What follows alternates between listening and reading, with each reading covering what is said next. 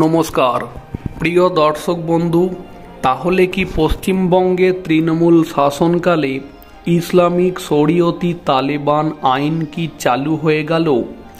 আশা করি এই খবরটা এতক্ষণে আপনারা প্রত্যেকে জেনে গিয়েছেন। যারা জানেন না তাদের জন্য একটু সংক্ষেপে বলে নিই।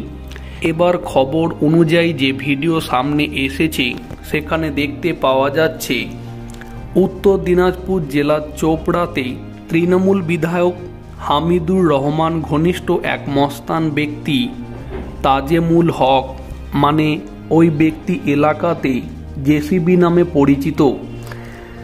এই জেসিবি বিচার সভা বসিয়ে এক তরুণ ও তরুণীকে যেভাবে রাস্তায় ফেলে মারধর করেছে, এই ভিডিও প্রকাশ্যে আসার পরে প্রশ্ন উঠে যাচ্ছে, তাহলে কি পশ্চিমবঙ্গে এখন থেকে কি কোনো বিচার আর আদালতে হবে না?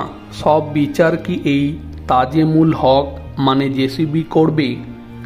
আর এই ঘটনার পরে চোপড়ার তৃণমূল বিধায়ক হামিদুর রহমান ঠিক কি বললেন আপনারাও একবার নিজের চোখে দেখে নিন।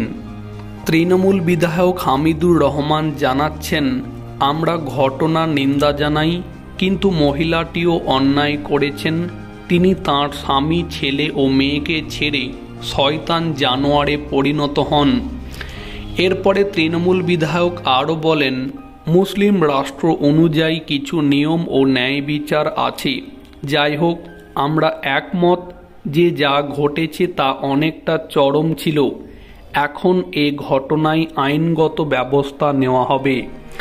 তাহলে প্রিয় দর্শক বন্ধু, এই রকম ঘটনার পরে এখন প্রশ্ন এটাই থেকে যায়, আদেও যে ব্যক্তি মানে ওই এলাকাতে মস্তান ব্যক্তি জেসিবি তাজেমুল হক যে অপরাধটা করল, এখন এই ধরনের অপরাধের পরে পশ্চিমবঙ্গ রাজ্য তৃণমূল কংগ্রেস সরকারের পুলিশ প্রশাসন এই মস্তান ব্যক্তির বিরুদ্ধে কোনো চরম পদক্ষেপ কি নিতে পারবে? আইন মোতাবেক ওই ব্যক্তির বিরুদ্ধে কোনো শাস্তি কি হবে? এই প্রশ্নগুলো কিন্তু এখন সামনে চলে আসছে। আপনাদের মতামত কমেন্টে জানাতে পারেন। ভিডিওটিকে সম্পূর্ণ করে দেখার জন্য অসংখ্য ধন্যবাদ।